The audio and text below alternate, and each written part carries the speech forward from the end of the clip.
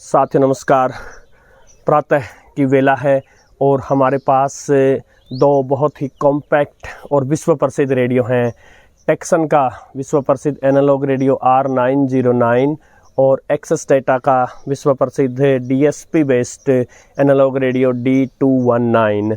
अमित बुधोलिया जी ने इनकी तुलना की रिक्वेस्ट की थी, तो इनके तुलनात्मक अध्ययन के साथ मैं उपस्थित हूँ। हालांकि चैनल पर तुलनात्मक वीडियो जो हैं, कंपैरिजन वीडियो जो हैं बहुत ही कम हो गए हैं, लेकिन इन दोनों की तुलना तो बनती थी। तो चलिए शुरू करते हैं साथियों।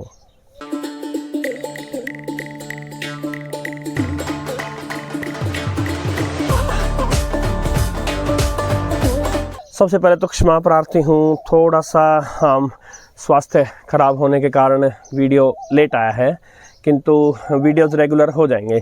तो देखिए, दोनों में से अगर हमारे पास एक ये चांस भी है कि DSP और एनालॉग में एक बार फिर से कुछ बारीक अंतर समझें। और सबसे पहला अंतर ये है कि ये हल्का है। D219 जो है ये इस R909 से लगभग 70 ग्राम हल्का है। हालांकि भारी वो भी नहीं है, लेकिन ये अल्ट्रा लाइट है। तो क्योंकि DSP चिप जो है बहुत सारा कार्य खुद कर लेती है, डिजिटल सिग्नल प्रोसेसिंग चिप, इसलिए कंपोनेंट्स कम लगते हैं। एक और मूलभूत अंतर है कि ये शोर कम मचाता है, नॉइस कम करता है, क्योंकि DSP चिप जो है उसके अंदर बहुत सारे कंपोनेंट्स फिट किए जा सकते हैं। तो इसमें फिल्टर्स, एक्स्ट्रा फिल्टर्स लगे होते हैं जो नॉइस को रिड्यूस कर सकते हैं। तो बहुत सारी ऐसी चीज़ें हैं जो DSP चिप लेकर आती है। और ऑफ कोर्स सेंसिटिविटी भी। इसके अंदर सिलिकॉन लैब्स की SI4825A10 DSP चिप है, विश्व प्रसिद्ध चिप है ये। और फिलिप्स के चैंपियन ने हमें दिखाया था कि क्या क्षमता है उस चिप की, कितनी ज़बरदस्त सेंसिटिविटी अचीव कर सकती है वो। वहीं दूसरी ओर इस R909 में हमें जो ट्रू एनालॉग साउंड है वो मिलता है हमें। आप इन दोनों के साउंड को सुन के और आपके कान जो है वो बारीक अंतर कर सकते हैं। एक स्वीटनेस, एक मिठास जो होती है, और एक एनालॉग रेडियो का धर्म होता है शोर मचाना, तो ये शोर मचाता है। वो FM बैंड पर एक्स्ट्रा सूं या इवन AM बैंड्स पर भी शोर मचाना इसका पहला धर्म है, लेकिन इसके शोर में भी जो है शहद है। बात करें बैंड्स की संख्या पर, तो इस पर लिखा है 9 बैंड वर्ल्ड रिसीवर, एक AM यानी मीडियम वेव बैंड, एक FM बैंड, और जो बच के 7 वो शॉर्ट वेव के बैंड हैं। इसके ऊपर लिखा तो 11 बैंड रिसीवर है, लेकिन ये 12 बैंड है। 2 FM के बैंड दिए हैं, एक मीडियम वेव का और 9 शॉर्ट वेव के। तो इस प्रकार जो 3 बैंड इसमें आपको एक्स्ट्रा मिलते हैं वो शॉर्ट वेव पर 22 मीटर और 60 मीटर बैंड, और FM का एक एडिशनल बैंड मिलता है 64 से 87 मेगाहर्ट्ज, जो कि भारत में कामयाब नहीं है। सो यदि आप रेडियो ले रहे हैं हार्डकोर शॉर्ट वेव डीएक्सिंग के लिए, तब ऑफ कोर्स D219 लेना चाहिए आपको। क्यों? क्योंकि 22 मीटर बैंड और 60 मीटर बैंड, 2 बैंड आपको एक्स्ट्रा मिल रहे हैं। बाकी जो बैंड इसमें और इसमें दिए हैं वो सभी बैंड जो है फुल रेंज लेकर आते हैं। जो भी इंटरनेशनल जो कन्फॉर्मिटीज़ हैं वो सब बैंड लेकर आते हैं ये।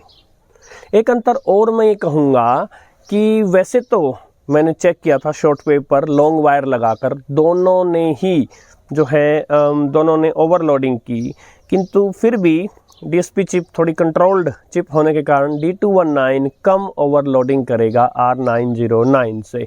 यदि आप लॉन्ग वायर एंटीना यानी एक लंबी तार इनके एरियल से जोड़ देते हैं किसी भी बैंड पर। एक चीज़ जो इसके बारे में कही जाती है कि फुल लेंथ की इसकी फेराइट रोड है। इसकी फेराइट रोड की लेंथ मैंने चेक नहीं की कितनी है कितनी नहीं, लेकिन मीडियम वेव पर जो है इसके मुकाबले कहीं ना कहीं अगर ये 19 है तो ये 20 से ही होगा। एक और अंतर इनमें ये है कि यदि आप अडेप्टर से चलाते हैं तो ये 3 वोल्ट वोल्टेज से चलेगा, और ये 5 वोल्ट तक चल सकता है। सो ज़्यादा वोल्टेज से चलने के कारण लाउडर चल सकता है जब आप इसको अडेप्टर से चलाते हैं। एक अंतर इनमें और ये है कि हालांकि दोनों ही 2 AA सेल्स से चल सकते हैं, किंतु DSP वाला जो है वो सेल्स को जल्दी खा जाएगा, बात नंबर 1।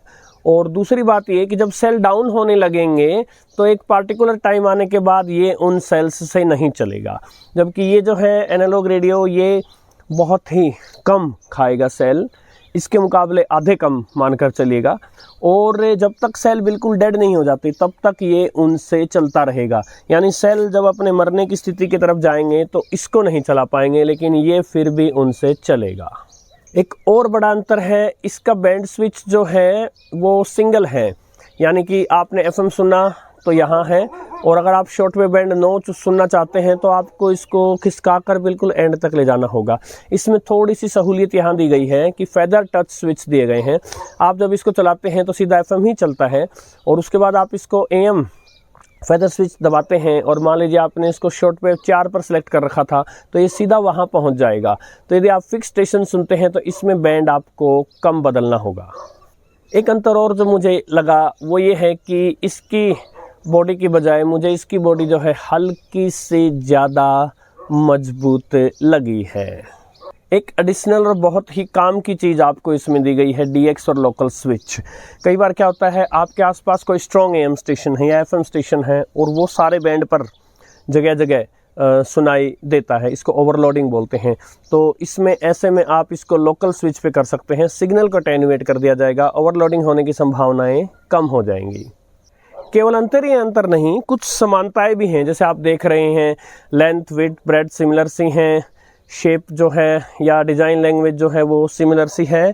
एक और समानता इनमें ये है कि दोनों के हेडफोन जैक्स जो हैं उनमें आपको स्टीरियो साउंड नहीं मिलता। और अब जल्दी ही एक ही स्टेशन पर अलग अलग बैंड्स, तीनों बैंड्स का कोई सेम स्टेशन चलाकर मैं इन दोनों की आवाज़ आपको सुनाऊंगा। आप हेडफोन्स या ईयरफोन्स यूज़ करके सुन सकते हैं, आपको क्या अंतर लगता है। और जैसे मैंने बताया, इसकी आवाज़ में सफाई मिलेगी और इसकी आवाज़ में मिठास मिलेगा शोर के साथ साथ। लेकिन उससे पहले रिसेप्शन की बात करता हूँ। यदि शॉर्टवेव बैंड की बात करें तो मुझे इन दोनों का रिसेप्शन जो है इक्वल सा लगा है, दोनों का। बहुत कोई इक्का दुक्का मामूली सा बारीक सा अंतर है। तो शॉर्टवेव पर अंतर यही है कि इसमें एडिशनल 2 बैंड हैं। यदि हम बात करते हैं मीडियम वेव बैंड की तो अगेन दोनों सिमिलर से हैं। कहीं ना कहीं मुझे D219 जो है हल्का सा ज़्यादा सेंसिटिव लगा है, लेकिन ये कोई बहुत इतना बड़ा अंतर नहीं लगा जो आपके बाइंग डिसीजन को इन्फ्लुएंस करे। लेकिन यदि बात करें FM रिसेप्शन की तो क्लियरली D219 मुझे ज़्यादा सेंसिटिव लगा है। तो यहाँ एक अंतर निकल कर आता है। FM बैंड के लिए यदि आप इन दोनों में से लेना चाहते हैं और आप दूर दराज के इलाके में रहते हैं तो D219 जो है वो सिग्नल पकड़ लेगा, इसकी संभावना अधिक है बजाय कि R909 के। एक और अंतर है इन दोनों में जो कि आपके बाइंग डिसीजन को इन्फ्लुएंस कर सकता है। D219 आपको अमेज़ॉन पर मिल जाएगा भारत में, जबकि ये आपको नहीं मिलेगा। इसको जब आप मंगाएंगे एनन को वेबसाइट से, इन दोनों के लिंक डिस्क्रिप्शन में दे दूंगा मैं, तो वहाँ इसके प्राइस के साथ साथ जो है आपको कस्टम ड्यूटी और कुरियर चार्जेज भी लग सकते हैं। तो इसके मुकाबले ये जो है आपको लगभग दुगना महंगा पड़ेगा। ये आपको 1100-1200 के आसपास मिल जाएगा, और इसके लिए आपको कम से कम बता रहा हूँ, कम से कम जो है 2300-2400 रुपये लगाने ही होंगे। सुबह के 6 बजे हैं। मीडियम वेव बैंड पर हम चलते हैं इंद्रप्रस्थ 819 किलोहर्ट्ज़ पर। दोनों का साउंड चेक करते हैं। तो पहले मैं ट्यून कर रहा हूँ टेक्सन R909 को। 1000 स्टार्टअप्स उपलब्ध हैं। श्री मिहिर कुमार ने बताया कि केवल 8 वर्ष के भीतर जन के मंच से अधिकतम सार्वजनिक खरीद और एक समाचार चल रहे हैं आकाशवाणी पर, और अब हम ट्यून कर लेते हैं एक्सेस डेटा D219 को। समुद्री और अंतरिक्ष प्रदर्शनी 2025 आज से मलेशिया के लंकावी में शुरू होगी। मंत्री संजय सेठ इस प्रदर्शनी में भारतीय प्रतिनिधि मंडल का नेतृत्व करेंगे। वे इस प्रदर्शनी में भारतीय मंडप का उद्घाटन भी करेंगे। रक्षा राज्य मंत्री सम्मेलन से अलग मलेशिया के रक्षा मंत्री दातू सेरी मोहम्मद खालिद बिन। ऑल राइट, यदि बात करें शॉर्टवेव बैंड की तो मैंने 31 मीटर बैंड पर BBC ट्यून कर लिया है। पहले R909 चलते हैं। 20 is a key challenge to the resilience, the competitiveness, the scale and the scope of our industry. For example, where we are... और अब D219 पर चलते हैं। Water and transfer to the UK. Now we work very closely with the UK. We're close neighbours. We work together. But Ireland pays the highest price in relation to the quarter transfer from Europe to the UK. और अब किसी FM station पर चलते हैं, और अब FM band पर चलते हैं। लता जी का एक गीत आ रहा है, बहुत ज़्यादा देर तक तो मैं नहीं सुनवा पाऊंगा।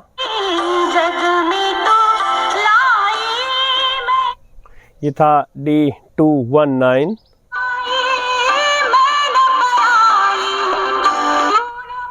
और ये था R909।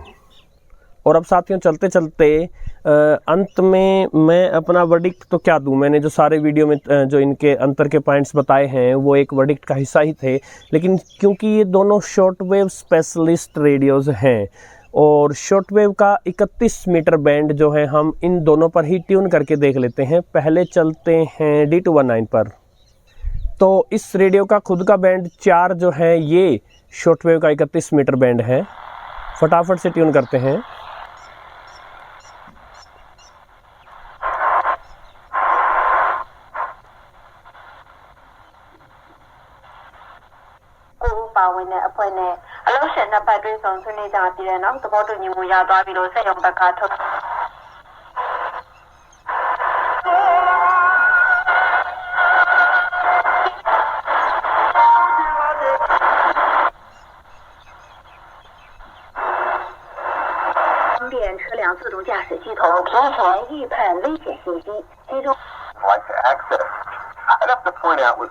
BBC,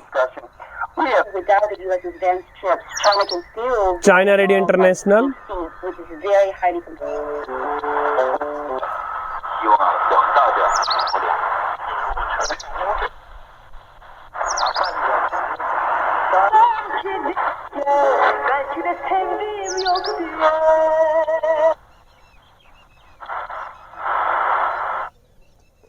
साथ ही बात बताना चाहूँगा कि DSP बेस्ड रेडियो में जब एनालॉग ट्यूनिंग होती है तब खासकर जब सिग्नल वीक हो तो आपको एक ही जगह सिग्नल पर अटकाने के लिए जो है रेडियो को बहुत परिश्रम करना पड़ता है। इस ट्यूनर को जो है दाएं बाएं घुमाना ही पड़ता है एक जगह रोकने के लिए।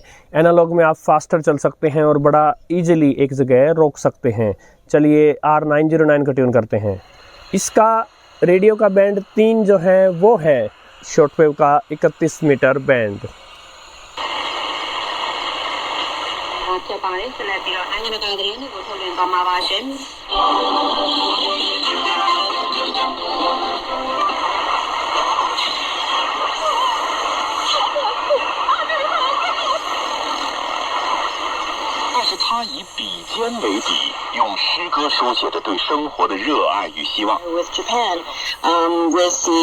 BBC,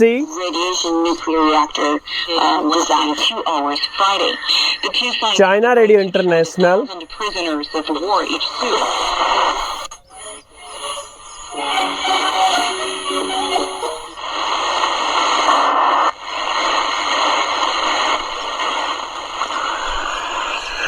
तो साथियों ये था इन दोनों का तुलनात्मक अध्ययन। आशा है आपको वीडियो पसंद आया होगा। नमस्कार।